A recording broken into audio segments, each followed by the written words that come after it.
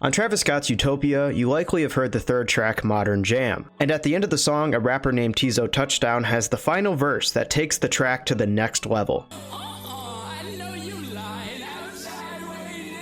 From this feature, Teezo was able to get a bunch of new eyes on his music, and striking while the iron's hot, he released his debut album called How Do You Sleep at Night. In just a few weeks, the project already has several million streams in just a few weeks. And now, in just a few months, he's now featured on the Drake album For All the Dogs. Now this is a great success story. I even had a video talking about him last year, and it's nice to see his talent finally being recognized. But what if I told you there was another artist that deserved this same recognition, but never received a peep? Utopia was a very interesting album because it was released with no features credited in the titles.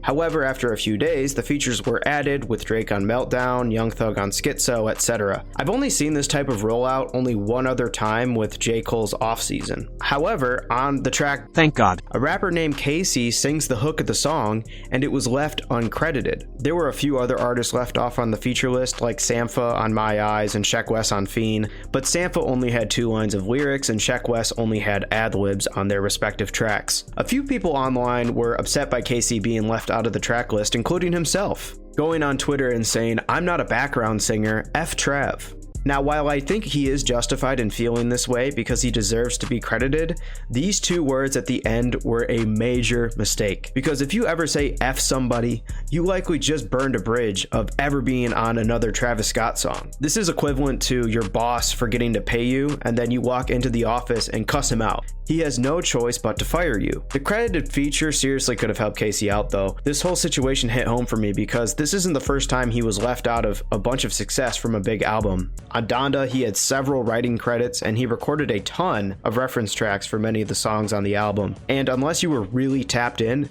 you likely never even knew he was even a part of the album.